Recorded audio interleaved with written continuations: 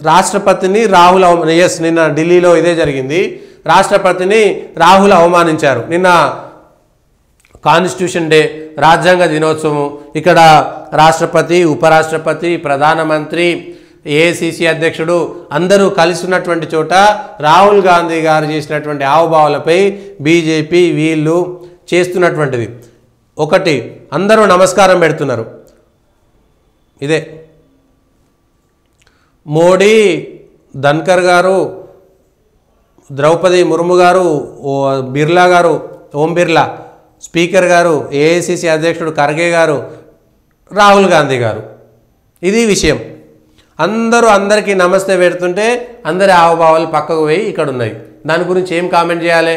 అయితే మళ్ళీ నమస్తే పెట్టిండంటే వీడియోలో కూడా ఎక్కడ పెట్టలేదు, ఫోటో అప్పుడు తీయలేదు అనేటువంటిది కావాలని చేసిరనేటువంటి ఒక మాట వస్తుందిలే, కానీ వీడియో కూడా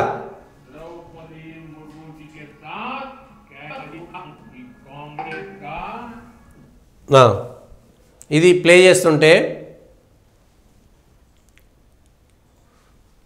అందరూ నిలబడితే ప్రోటోకాల్ ప్రకారము అందరూ నిలబడ్డరు. రాహుల్ గాంధీ కూర్చుంటారు. రాహుల్ గాంధీ కూర్చుంటే మల్లికార్జున ఖర్గే లేవమంటారు. లేవమంటే రాహుల్ గాంధీ లేస్తారు.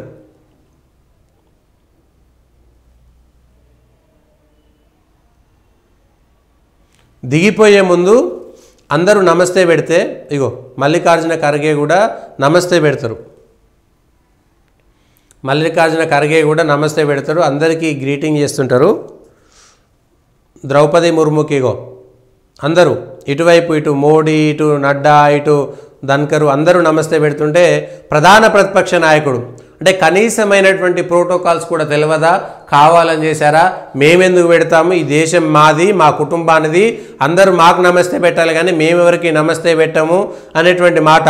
ఇవన్నీ చూస్తుంటే ఆయన గుర్తొస్తుంది అస్సాం ముఖ్యమంత్రి హిమంత బిశ్వ శర్మ. ఆయనే ట్వీట్ చేసిండు, మేము ఆయన కాంగ్రెస్లో ఉండే, ఇప్పుడు బీజేపీ ముఖ్యమంత్రి అస్సాం నుంచి, కానీ ఆయన కాంగ్రెస్లో ఎమ్మెల్యేగా ఉన్నప్పుడు అక్కడ గొగోయ్ కుటుంబానికి ఆయనకు తేడాలు వచ్చినాయి, కాంగ్రెస్లో అంతర్గత కలహాలు వస్తే ఆయన ఒక ట్వీట్ చేసిండు. అప్పట్లో ఆ అస్సాంలో జరుగుతున్నటువంటిది కాంగ్రెస్కి ఇబ్బంది వచ్చేటువంటి పరిస్థితి ఉన్నది, గొగోయ్ కుటుంబం మీద వ్యతిరేకత ఉన్నది, నేను ఎమ్మెల్యేను అంటే పోతే కలిసిన తర్వాత ఒక ఎమ్మెల్యే అస్సాం నుంచి ఒక మనిషి వస్తే రాహుల్ గాంధీ గారు పెంపుడు కుక్కకు బిస్కెట్లు వేసి అదేదో చెప్తుంటే విషయం కాంగ్రెస్ గురించి సీరియస్గా మాట చెప్తుంటే అది వినకుండా పెంపుడు కుక్కకు బిస్కెట్లు వేసి ఆ బిస్కెట్లలో మిగిలింది తినమని హిమంత బిశ్వ శర్మకి ఇచ్చారని ఆయనే స్వయంగా చెప్పిండు. ఇది ఆయనే స్వయంగా చెప్పిండు. ఆ తిన్న తర్వాత ఓకే ఇక మళ్ళీ కలుద్దామని వెళ్ళిపోయిందట. అరే నేను వచ్చింది ఎందుకు, నేను మాట్లాడాలనుకున్నది ఏంటి? ఆయన రాజీనామా చేసి భారతీయ జనతా పార్టీలో చేరి ముఖ్య నాయకుడిగా ఎదిగి అస్సాం ముఖ్యమంత్రిగా అయిండు. మరి కాంగ్రెస్ పార్టీ కోల్పోలేదా? నమ్మాల్సి వస్తుంది. ఇవన్నీ చూస్తే ఆయన చెప్పింది నిజమో కాదో అనుకుంటారు, కానీ ఆయన చెప్పింది నమ్మాల్సినటువంటి పరిస్థితి.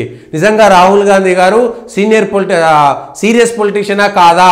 ఏదో ఆయన కుటుంబంలో తప్పదు కాబట్టి ఎంపీలుగా పోటీ చేస్తే గెలుస్తున్నాడు, ఓడిపోతే ఓడిపోతున్నారు కాబట్టి పోతున్నారు, అంతే తప్ప ఆయనకు పూర్తి స్థాయిగా భారతదేశం యొక్క కట్టుబాట్లు, భారతదేశం యొక్క సంస్కృతి, చరిత్ర ఇవన్నీ ఆయన ఇందిరాగాంధీ మనవరాలు, రాజీవ్ గాంధీ కొడుకు, ఆయనకు తెలియదా? మీకు ఆయన కంటే ఎక్కువ తెలుసా అంటారు, కానీ తెలిస్తే కనీసమైనటువంటి మర్యాదలు పాటించలేకపోతున్నారు. ఆ చిన్నపిల్లల మనస్తత్వమా, పొగరా, లేకపోతే తెలియనితనమా ఏంటి అనేటువంటి విషయం కూడా తెలియదు. ఎందుకంటే ఛత్రపతి శివాజీ బొమ్మ ఇస్తే కూడా మహారాష్ట్రలో ఎంబడి దాన్ని పక్కన పెట్టాడు, ఎవరైనా దండేస్తే కూడా దాన్ని వెంటనే పక్కకేసి కనీసం వాళ్ళను గౌరవించకపోవడం అనేటువంటిది మహారాష్ట్రలో చాలా పెద్ద ఎత్తున జరిగింది. ఇక ఇవాళ ఇది సోషల్ మీడియాలో పూర్తి స్థాయిగా వైరల్ అవుతుంది. రాహుల్ గాంధీ వ్యవహార శైలి కరెక్టేనా కాదా, ఆయన ఇట్లనే వ్యవహరిస్తాడేమో, అందుకనే దేశంలో ప్రతిసారి అనవసరమైనటువంటి బిరుదులు పొందాల్సినటువంటి అవసరం ఎందుకు వస్తుంది అనేటువంటిది ఒక్కసారైనా ఆలోచించాల్సినటువంటి అవసరం ఉంది. ఎందుకంటే ఈ వీడియో కాంగ్రెస్ వాళ్ళు కూడా పెట్టి ఈ వీడియో తప్పు అది అనేటువంటి మాట కూడా, ఆ వీడియో తప్పని కూడా చెప్పొచ్చు ఒక మాట.